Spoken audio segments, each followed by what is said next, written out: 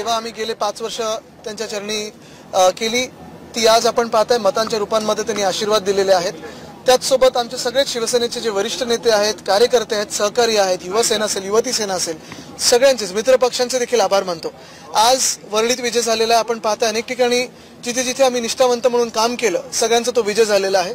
Overall महाराष्ट्राचा विजय जो आहे आपण पाहताय जिथे जिथे आम्ही जिंकलोय सर्वांचेच मी आभार मानतो।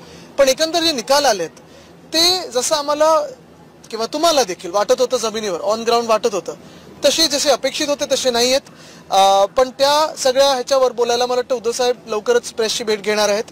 आत्ता मी जे इथे आलोय तो फॉर्म घ्यायला आलेलो आहे। सगळ्यांचेच आभार मानतो, पोलिसांचे आभार मानतो, यंत्रणेचे आभार मानतो आणि सर्टिफिकेट जे मिळाले मला ते मला वाटतं आता आहे मागे आहे, पण हेच सगळे सोबत आहेत आमच्या।